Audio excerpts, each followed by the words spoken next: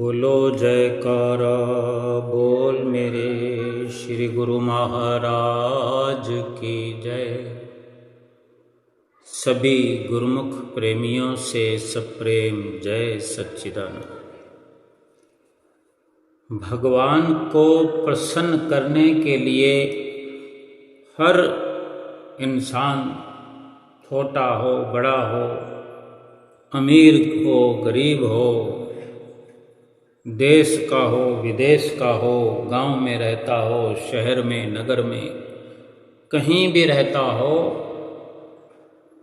कुछ न कुछ समर्पण करता है, कुछ न कुछ भेंट करता है कि भगवान प्रसन्न हो जाए। कुछ न कुछ भगवान को सौंप देना चाहता है, कुछ दे देना चाहता है। कोई खाद्य पदार्थ भगवान को अर्पण करके भोग लगा के प्रसन्न करना चाहता है, कोई वस्त्र भेंटा करके, कोई ज्वेलरी आभूषण भेंटा करके, और कोई पुष्प भेंटा करके, और किसी के पास कुछ भी नहीं होता तो खाली हाथ ही चला जाता है। समझने का विषय यह है कि कुछ भी अगर हम सतगुरु को, परमात्मा को भेंट करते हैं, समर्पित करते हैं या सौंप देते हैं, तो क्या भगवान उन वस्तुओं की जरूरत महसूस करते हैं? क्या उनको उन वस्तुओं की जरूरत रहती है, अभाव रहता है? और दूसरा ये कि जो भी हम कुछ भेंट कर रहे हैं, भगवान को समर्पित कर रहे हैं, क्या वो हमारा है? क्या हमारा उस पर अधिकार है? सीधे सीधे या घुमा करके अगर विचार किया जाए तो कहीं ना कहीं वो वस्तु जो है स्वयं परमात्मा की ही है। यूं तो और कोई सोचता है कि और कोई वस्तु नहीं है तो भगवान फूल से, हार से जल्दी प्रसन्न हो जाते हैं। एक जो खाली हाथ जाता है वो भी कुछ न कुछ विचार करता होगा, लेकिन एक बात तो यकीनन मानने योग्य है कि जो खाली हाथ है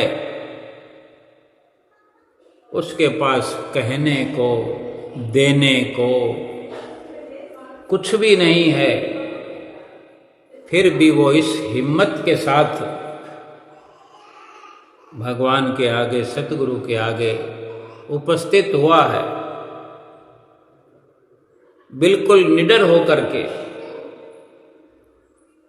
लेकिन वो जानता नहीं है कि मुझे क्या समर्पित करना है।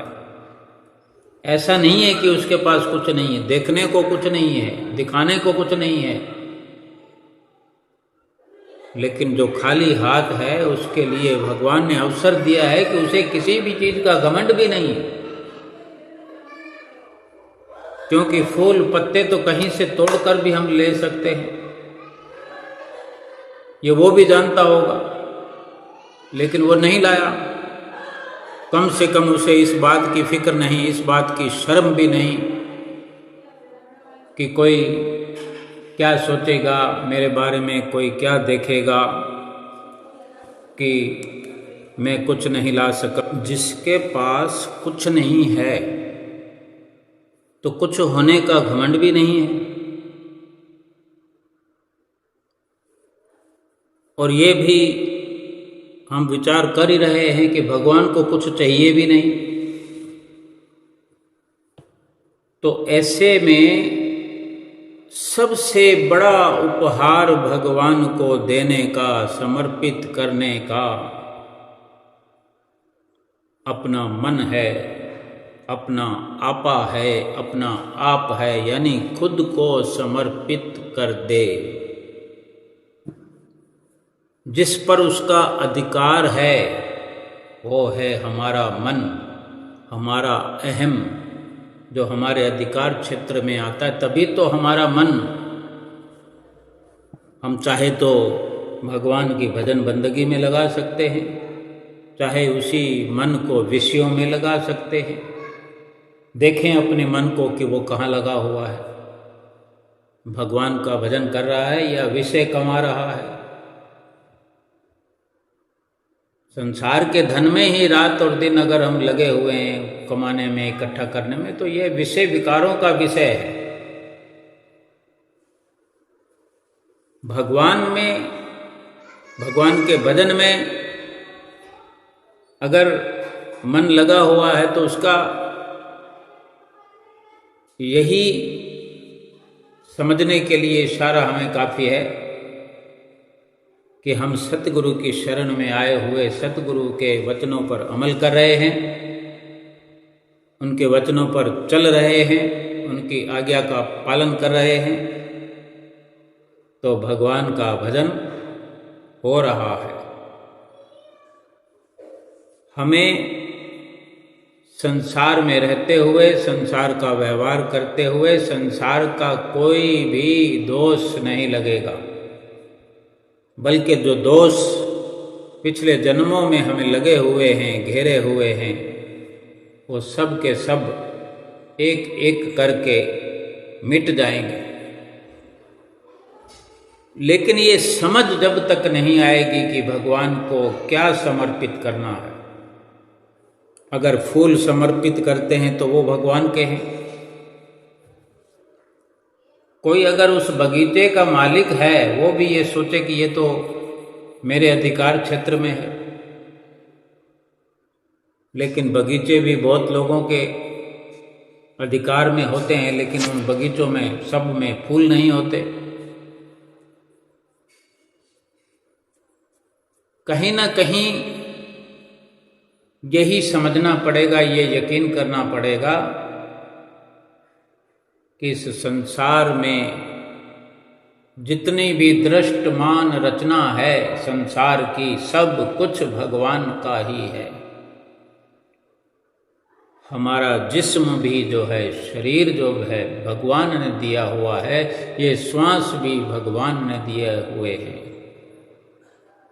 हम अहंकार करें तो किस बात का? फिर भी एक करनी का पौधा लगाने के लिए, क्रियमान कर्म करने के लिए हमारे लिए एक अधिकार क्षेत्र निर्धारित किया गया है कि हम कुछ कर्म जो है वो अपनी स्वेच्छा से कर सकते हैं, कुछ भी समर्पित करें भगवान को, सतगुरु के चरणों में। हमारे अधिकार में कुछ ऐसा होता ही है जो हम समर्पित करें और भगवान खुश हो जाए। तो वो यही है कि अपना मन सतगुरु को समर्पित कर दे, उनके हवाले कर दें। यानी मन के माध्यम से हम स्वयं पूर्ण रूप से समर्पित हो जाए। यानी जिसने अपना मन दे दिया, यानी मन देने के बाद फिर इंसान के पास कुछ रहता नहीं है। मन ही अहंकार है, मन ही विचार है, मन ही विकार है। और कोई काम अगर नहीं बन रहा है हमारा, चाहे शारीरिक हो, मानसिक हो, आर्थिक हो, कोई भी बाधा है, तो वो मन से और मन के विचारों से, विकारों से, अहम से, इन्हीं के कारण रुकावट है। जब ये मन नहीं रहेगा तो कोई विचार ही नहीं रहेगा, कोई विकार भी अंदर से पैदा नहीं होगा कि ऐसा क्यों हुआ, ऐसा क्यों नहीं हुआ। कोई विचार प्रकट होगा ही नहीं कि ये मिल जाए, वो मिल जाए, दाल रोटी मिल जाए, ऐसा भी विचार पैदा नहीं होगा। क्योंकि जो कुछ भी व्यवस्था सामने आती जाएगी उसको सत्य सत्य सत्य करके हम मानते जाएंगे, उसको स्वीकार करते जाएंगे, पुरुषार्थ अपना करते रहेंगे। उससे जो भी बन पड़ेगा, उस पुरुषार्थ से जो भी बनकर, जो भी निखर कर आएगा वो हमें अच्छा लगेगा। क्योंकि वो मन जो मुश्किलें पैदा करने वाला है, अड़चने पैदा करने वाला है, सवाल खड़े करने वाला है, वो तो हमारे पास रहा ही नहीं। फिर हमारा कोई भी किया हुआ कर्म जो है संसारिक नहीं हो सकता, स्वार्थी नहीं हो सकता, मतलब परस्ती का नहीं हो सकता, सब कुछ परोपकार होता चला जाएगा। क्योंकि मन सतगुरु के हवाले कर दिया तो फिर हमारी सोच, हमारा मन, हमारा मूड कुछ रहा ही नहीं। फिर तो सतगुरु की मर्जी है ना कि वो जो भी हमसे करवाना चाहें। और सतगुरु क्या करवाना चाहते हैं, भगवान क्या करवाना चाहते हैं, भगवान ने क्यों भेजा है इस दुनिया में? भगवान का भजन करने के लिए, बंदगी करने के लिए, भजन सुमरन करने के लिए, सत्संग करने के लिए। और ये समझ में जब तक नहीं आए कि भगवान कैसे प्रसन्न होते हैं, तो ये सतगुरु से शिक्षा प्राप्त होती है। सतगुरु ही सक्षम है ये समझाने में, ये सिखाने में, अमल कराने में। एक गांव में बड़ा यज्ञ हो रहा था और वहाँ का राजा जो यज्ञ हो रहा था, उस यज्ञ में एक बकरे को बलि चढ़ाने वाला था। भगवान को प्रसन्न जो करना है, यज्ञ करना है, ठीक है, यज्ञ भगवान की प्रसन्नता के लिए और यज्ञ की पूर्ति के लिए, यज्ञ की सफलता के लिए बकरे को बलि बनाकर चढ़ाया जा रहा है। तो वहाँ से एक महात्मा बुद्ध गुजर रहे थे, तो उन्होंने देखा भाई यज्ञ हो रहा है, सारी बात की मालूमात करी कि किस निमित्त हो रहा है यज्ञ में और क्या क्या कुछ हो रहा है। तो उन्हें जो ये पता चला कि यहाँ का राजा जो है यज्ञ कर रहा है और इस यज्ञ में बकरे की बलि चढ़ाई जा रही है यज्ञ को सफल करने के लिए, भगवान को प्रसन्न करने के लिए। तो महात्मा बुद्ध ने राजा के पास जाकर कहा कि भाई ये आप क्या कर रहे हो, इस बकरे को क्यों बलि चढ़ा रहे हो, जिंदा बकरे को क्यों मार रहे हो, इसको मारने का, काटने का अधिकार तुम्हें किसने दिया? तो राजा कहता है इसकी बलि चढ़ाने से बड़ा पुण्य होता है। तो महात्मा बुद्ध ने कहा कि अच्छा, बलि चढ़ाने से पुण्य होता है तो बकरे को बलि ना चढ़ा करके मुझे बलि चढ़ा दो, मुझे काट दो और बलि चढ़ा दो, तुम्हें बकरे से ज़्यादा पुण्य हो जाएगा, बकरे से ज़्यादा धर्म हो जाएगा। संत महात्मा तो सटीक विचारधारा रखते हैं और बेधड़क वर्णन भी करते हैं ये सुनकर राजा थोड़ा सा डर गया। फिर कहता है कि बकरे को चढ़ाने में तो कोई हर्ज नहीं। मन में सोच रहा है, लेकिन इस महात्मा बुद्ध को बलि चढ़ाना, तो सोचने लगा और सोचते सोचते हाथ पैर कांपने लग गए। तो बुद्ध सब कुछ जानने वाले हैं, त्रिकालदर्शी महात्मा बुद्ध थे। महात्मा बुद्ध ने कहा कि अगर सच में कोई लाभ प्राप्त करना चाहते हो तो अपने कोई बलि चढ़ा दो। बकरा चढ़ाने से क्या लाभ होगा? तो फिर राजा कहता है कि ना बकरे का कोई नुकसान नहीं है। बकरे का क्या नुकसान है? उसका कोई परिवार नहीं, कोई कुछ नहीं, कोई रोने वाला नहीं, और ये बेचारा स्वर्ग चला जाएगा। वो अपनी बात पर अडिग तर्क दे रहा है। तो महात्मा बुद्ध ने भी वही तर्क अपना जारी रखा कि ये बहुत अच्छी बात है, आप स्वर्ग में भेजना चाहते हो, स्वर्ग भेज सकते हो अब बकरे को। तो मैं स्वर्ग की तलाश कर रहा हूँ, मैं कह रहा हूँ कि मुझे स्वर्ग की तलाश है, मुझे स्वर्ग जाना है, तो तुम मुझे ही को स्वर्ग भेज दो, मुझे बलि चढ़ा दो। मैं कह रहा हूँ, बकरे का क्या मालूम वो स्वर्ग जाना चाहता भी है कि नहीं? क्या तुमने पूछा उससे, या उसने तुमसे कहा कि मैं स्वर्ग जाना चाहता हूँ, मेरी बलि चढ़ा दो? लेकिन मैं तुमसे कह रहा हूँ, मुझे स्वर्ग भेज दो। मैं तो स्वर्ग को ढूंढ रहा हूँ, कोई पहुंचाने वाला मिल जाए तो तुम पहुंचा दो मुझे स्वर्ग। थोड़ा रुक करके फिर महात्मा बुद्ध कहते हैं, अच्छा तुम ऐसा करो, अपने माता पिता को क्यों नहीं स्वर्ग भेज देते?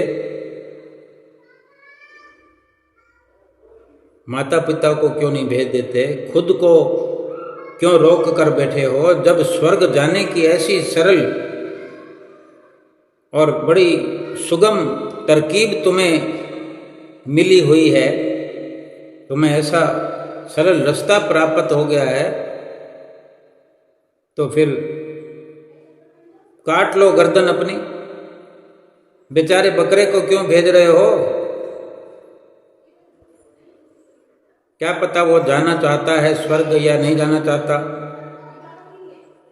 बकरे को खुद अपना फैसला करने दो कि उसको कहाँ जाना है, वो चला जाएगा।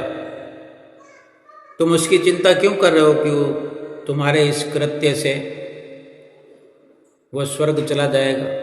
उसकी भी तो अपनी मर्जी है, वो अपनी कुछ भगवान के मर्जी से या जैसे भी वो आया है, तो कुछ वो अपनी मर्जी भी लेकर आए, वो चाहे जैसा करे।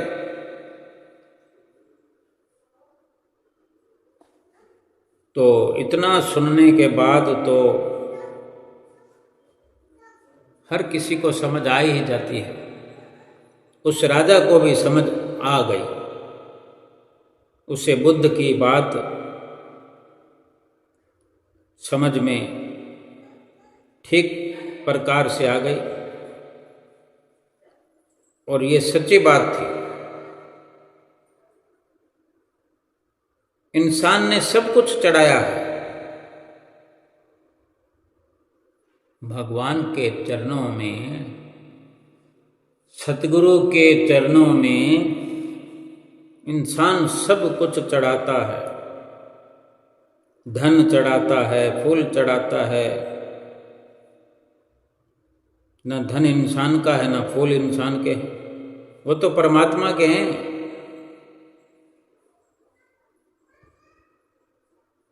वृक्षों पे लगे हुए पुष्प हैं, फूल हैं। अब वृक्षों पर अगर फूल लगे हुए हैं तो यूं समझ लिया जाए कि वो परमात्मा के चरणों में चढ़े हुए हैं। उनका जीवन तो यही है। अब फूलों को तो अनेक अनेक प्रकार के कामों में भी लिया जाता है, लेकिन जो भी फूल तोड़ेगा, फूल तोड़ने के बाद तो वो मर गया, उसको मार दिया, उसकी हत्या कर दी। वृक्षों के ऊपर से उनकी परमात्मा की ओर यात्रा हो ही रही थी। वो यात्रा, सफल यात्रा परमात्मा की ओर ही पहुंचने वाली थी। वो सुगंध जो है परमात्मा तक पहुंच रही थी, और कहाँ जाती है। और हम लोग वृक्ष से फूल को तोड़ के मुर्दा कर देते हैं, मार देते हैं, और मरे हुए फूलों को जाके मंदिर में चढ़ा आते हैं। घंटा, 2 घंटे, 4 घंटे के बाद हम खुद महसूस करते हैं, कह भी देते हैं, समझ लेते हैं कि फूल अब मुरझा गए हैं। सीधा सीधा इसका अर्थ है कि फूल मर गए हैं।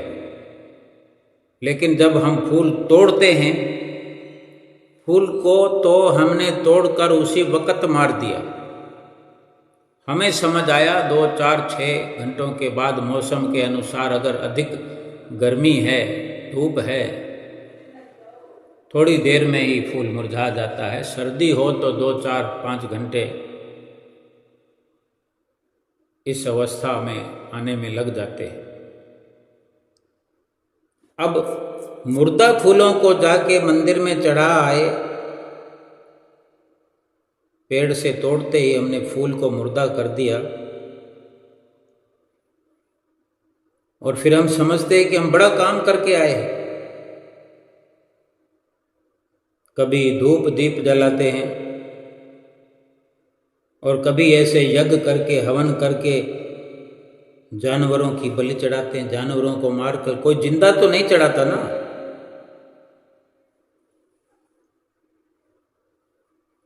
कभी आदमी भी चढ़ा देते हो। सब कुछ चढ़ाया, सोना चांदी चढ़ाया, बलि चढ़ाई, रुपया पैसा चढ़ाया, फूल चढ़ाया, खान पान पहरान सब कुछ, हीरे मोती जवाहरात चढ़ा दिए। महापुरुष फरमाते हैं, पूछते हैं हमसे कि अपने आप को कब चढ़ाओगे। ये दूसरों को चढ़ा करके लाभ प्राप्त करना, अपना उद्धार करना किसने सिखाया, कहाँ से सीखा, और इतनी सरल विधि कहाँ से हमने समझ ली।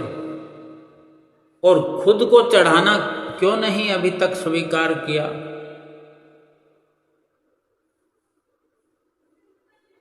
जो अपने आप को बलि चढ़ाता है, उस परमपिता परमेश्वर के आगे झुकाता है, समर्पण करता है, वही सब कुछ पाता है। बलि चढ़ाने का ये भी कतई मतलब नहीं है कि अपने आप को काट करके, बोटी बोटी करके चढ़ाना हो। क्यों ना अपने बुरे विचारों को, विकारों को, जो कि ये मन कहा जाता है, विचारों विकारों का एक बना हुआ परकोटा है, एक फाइल बनी हुई है विचारों की, जिसको मन कहते हैं। क्यों ना इसको चढ़ा दिया जाए, अपनी ओर से पूरा संपूर्ण समर्पण हो जाएगा।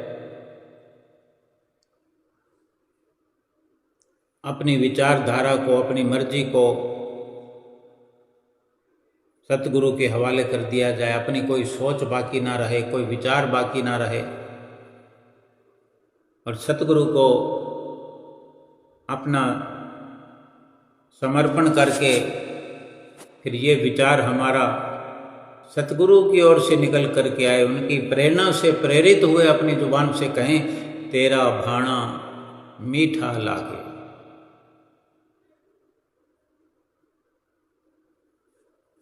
ये तभी संभव होता है जब सतगुरु की, उनकी जो शिक्षा हम अपने अंदर बसा लेते हैं।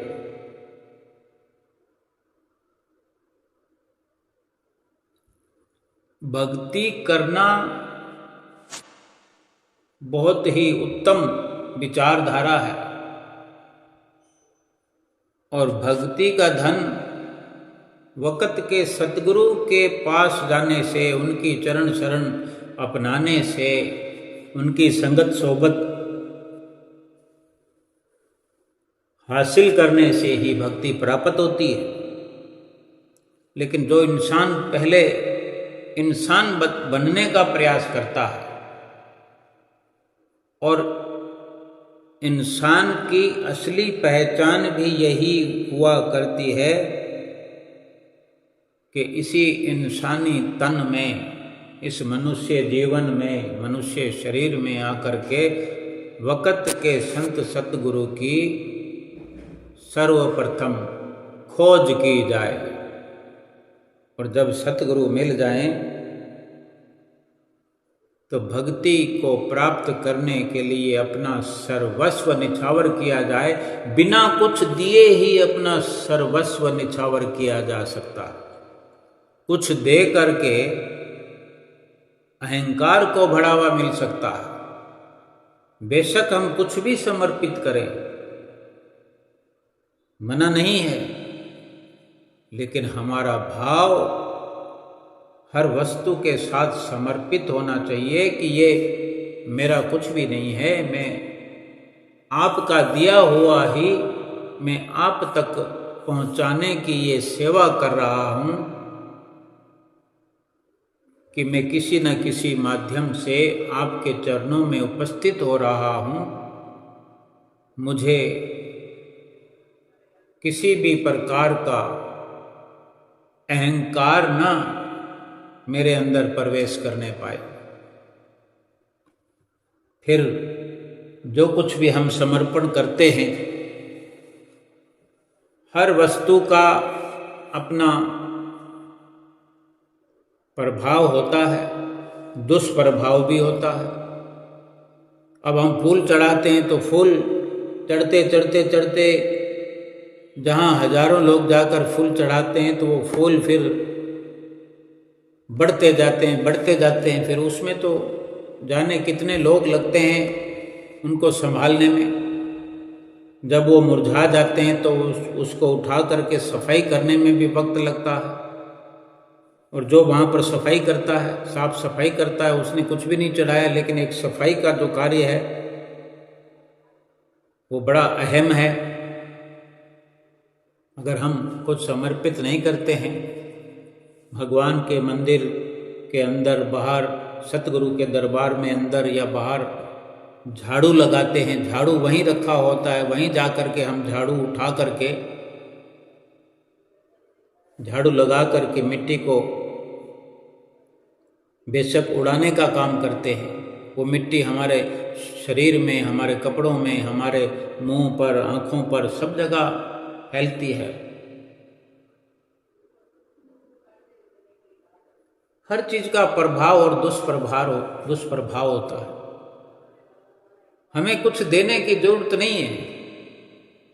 हम सतगुरु को क्या दे सकते हैं, भगवान को क्या से दे सकते हैं, क्या है हमारे पास? हम तो मोहताज हैं उसके दर के, उसकी कृपा के। बल्कि हम शुक्रगुजार बने कि उन्होंने हमें इतना सुंदर जीवन प्रदान किया। और फिर भी कोई न कोई वस्तु की दरकार हमें लगी रहती है। देने का भाव अगर हो तो केवल भाव ही समर्पित कर दिया जाए। अपने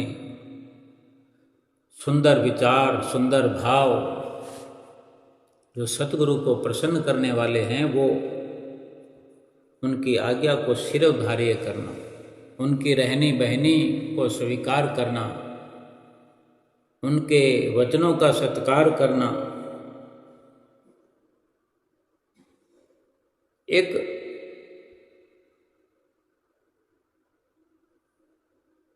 महाभारत के 5 लाख श्लोकों वाले सार मंत्र को,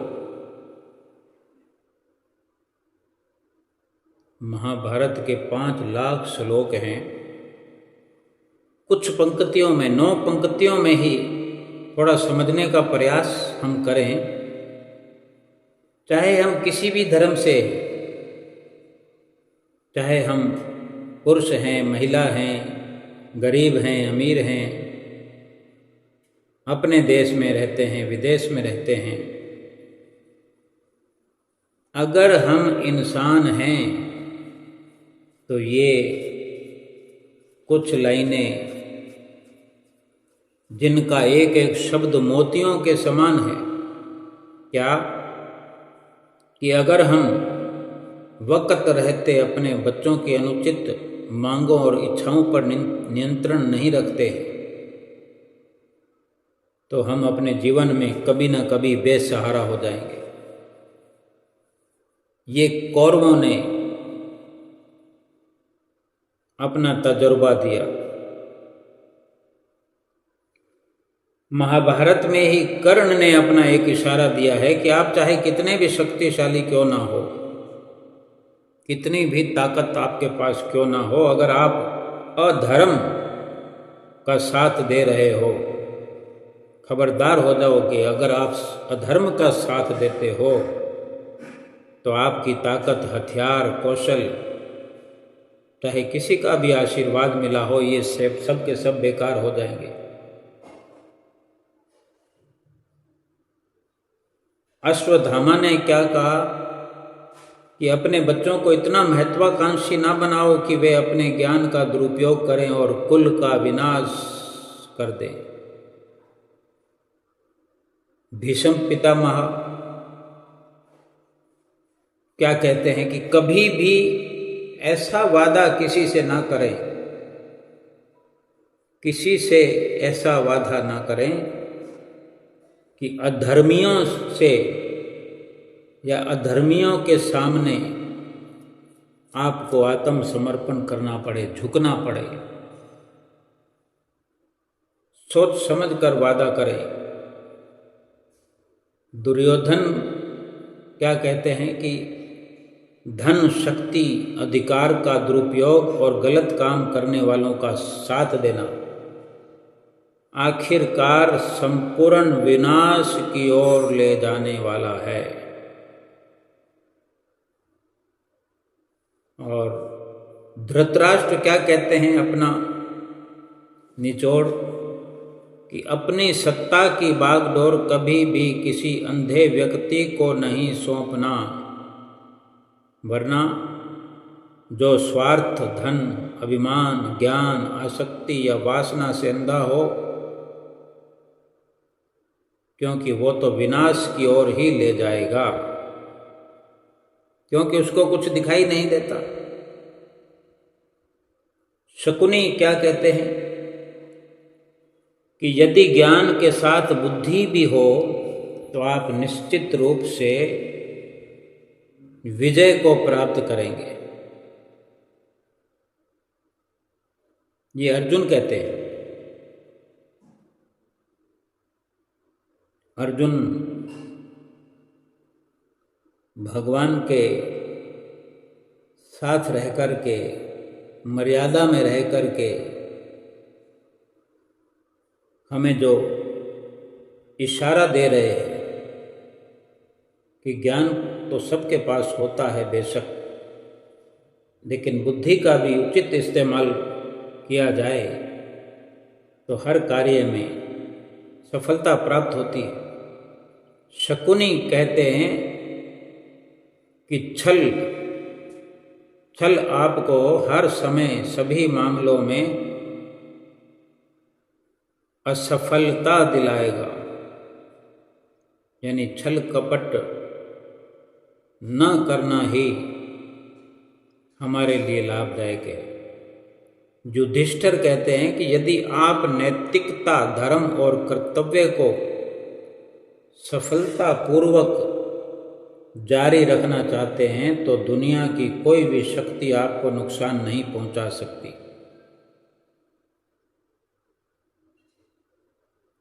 ये पंक्तियां, ये शब्द सभी के लिए लाभदायक है।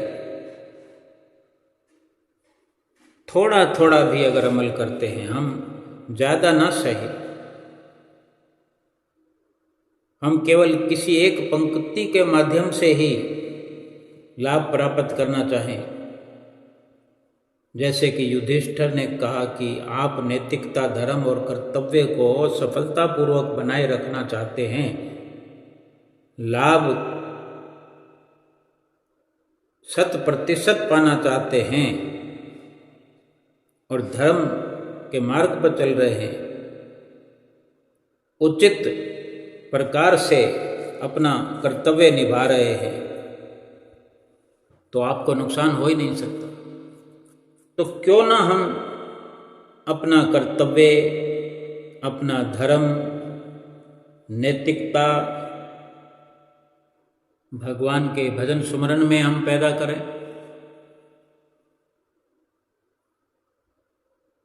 भगवान का भजन सुमरन करने के लिए हम आए हैं।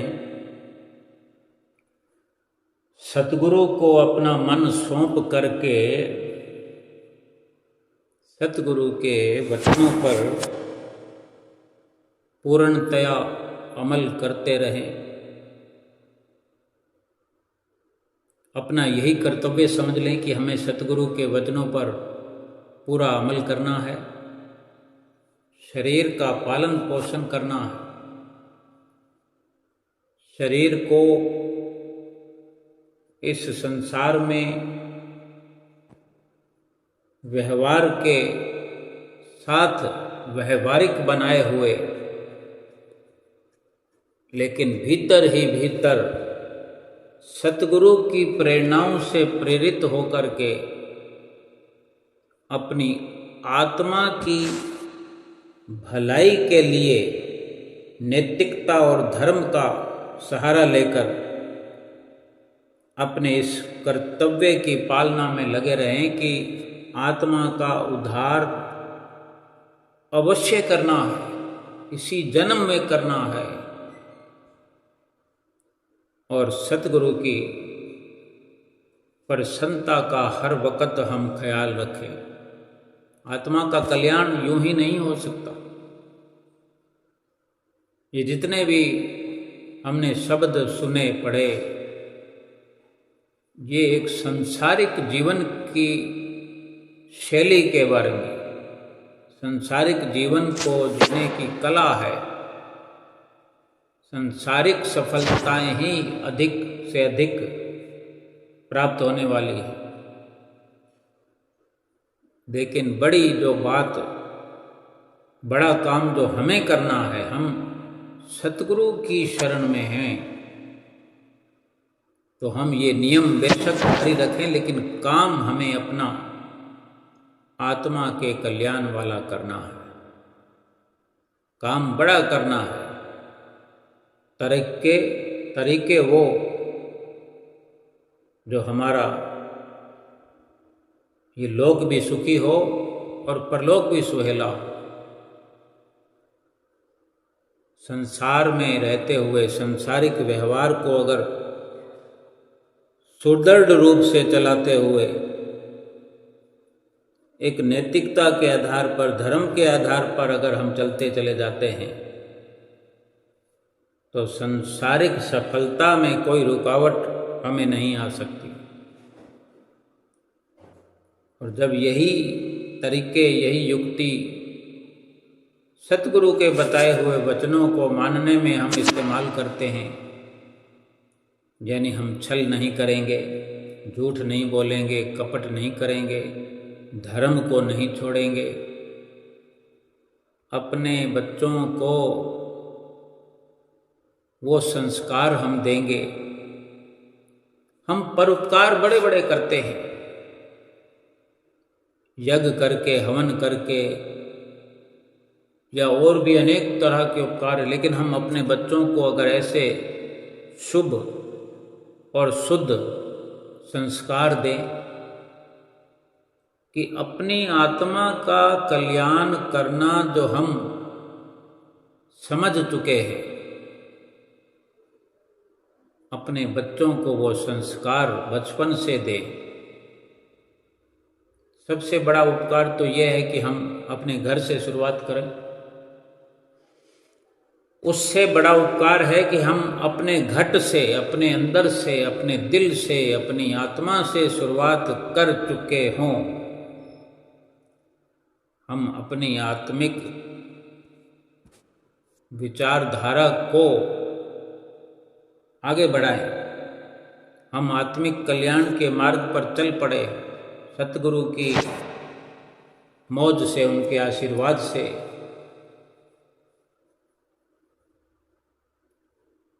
तो सर्वप्रथम छोटे छोटे नन्हे बच्चों को सिखाने का, उपकार करने का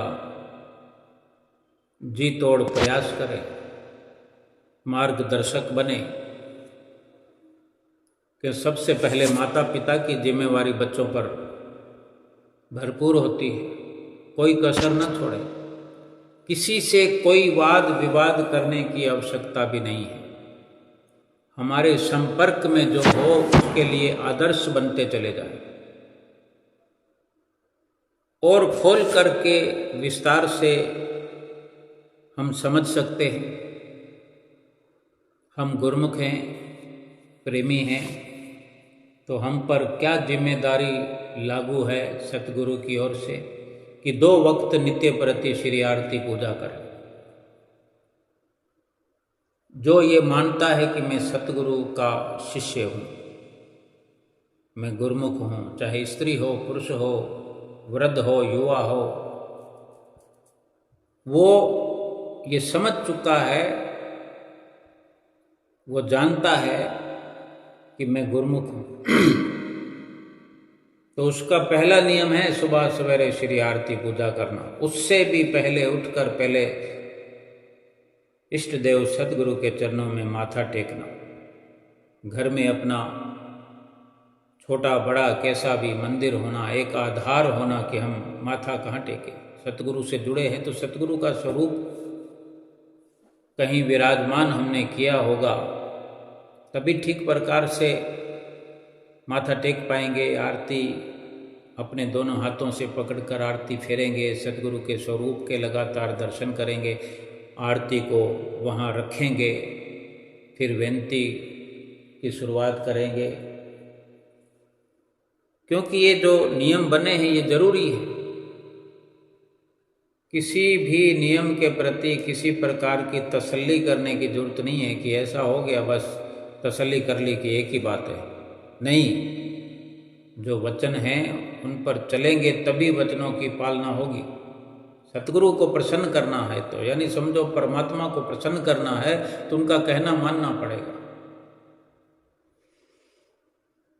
अब विचार करें कि अगर हम एक ही हैं घर में, स्त्री या पुरुष, युवा या वृद्ध या बच्चा, कोई ऐसा घर भी है जहाँ 5-7 साल का 10 साल का बच्चा गुरुमुख है और बाकी सब जय श्री राम, तो बच्चे के लिए भी ये जरूरी है कि वो श्री आरती पूजा। अपना पहला नियम जारी रखें।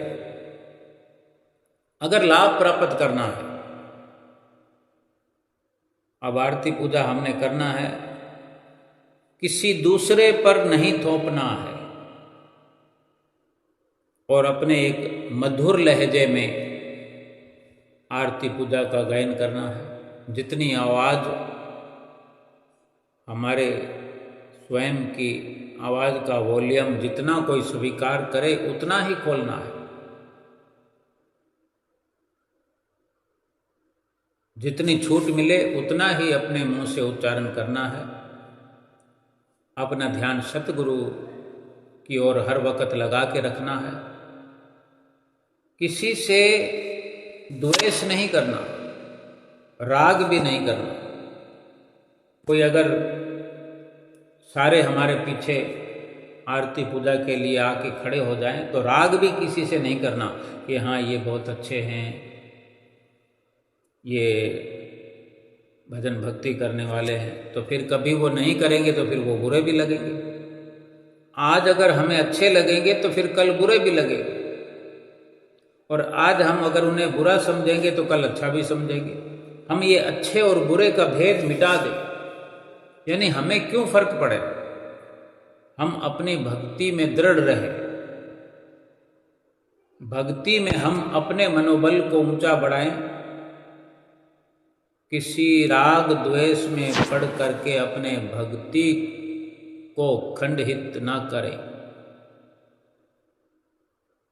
चाहे हम उम्र दराज हैं, हमारे सामने बाकी सब छोटे हैं, चाहे हम स्त्री हैं, पुरुष हैं, माता हैं, पिता हैं, दादा हैं, दादी हैं, चाचा हैं, चाची हैं,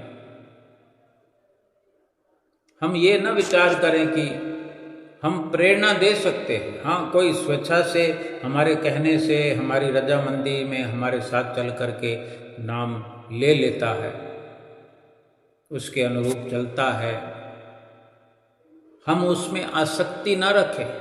राग यही है कि हमको अच्छा लगेगा कि ये भगत है, ये भक्तानी है हमारे घर में, ये राग हो गया। और जो नहीं करते हैं, ये तो ठीक नहीं है, ये आरती पूजा नहीं करते, ये भजन सुमरन नहीं करते, ये द्वेष हो गया। ना राग करना है, ना द्वेष करना है। सबसे पहले अपनी भक्ति को दृढ़ करना है, दृढ़ निष्ठा से लगना है, सबके प्रति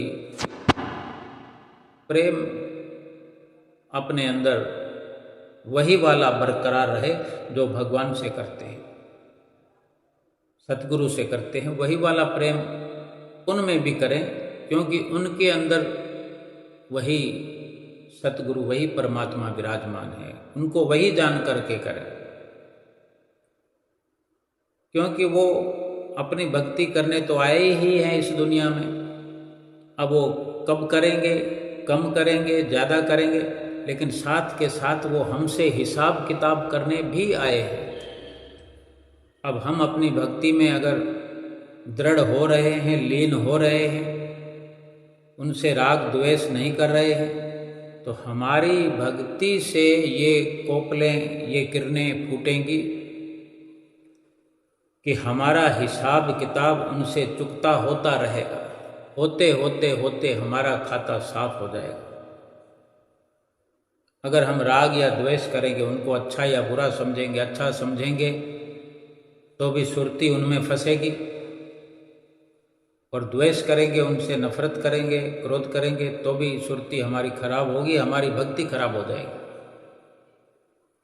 केवल सतगुरु की प्रसन्नता का ख्याल रखते हुए, अपनी आत्मा के कल्याण को मुख रखते हुए कि हमारा असली काम जो है आत्मा का कल्याण करना है, और भगवान को प्रसन्न करने के लिए, भगवान की, सतगुरु की प्रसन्नता पाने के लिए अपना समर्पण अगर हमने स्वीकार कर लिया है, हमने समर्पण कर दिया है, तो किसी को राग या द्वेष के दायरे में लाकर खड़ा करना हमारी ओर से बनता ही नहीं है।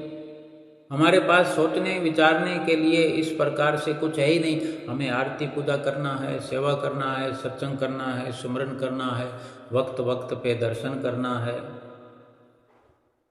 और जो परिवार, जो संसार, जिस से व्यवहार हमारा बना है, वो हमारे प्रारब्ध के अनुसार है। वो ठीक प्रकार से अपना कर्तव्य समझकर, ड्यूटी समझकर निभाते चले जाएं। उतार चढ़ाव आते रहेंगे। सतगुरु के वचनों पर जब तक हम चलते रहेंगे, हमारा सब कुछ बैलेंस बराबर हो जाएगा। ना तो दुख रहेगा, ना सुख रहेगा। केवल सतगुरु का प्रेम भीतर पनपता रहेगा, क्योंकि जहाँ प्रेम होता है, प्रेम पुंज प्रगटे जहाँ, वहाँ प्रगट हरि हो जाए। केवल प्रेम ही रहने दो अपने अंदर, बस अपना सर्वस्व, अहंकार, अहम सब कुछ अपना मिट जाएगा, सब खत्म हो जाएगा। केवल ये आत्मा परमात्मा में विलीन होकर केवल परमात्मा में ही समा जाएगा और हर वक्त तू ही तू की आवाज़ आएगी और जिंदगी हमारी सफल हो जाएगी। बोलो जयकारा बोल मेरे श्री गुरु महाराज की जय।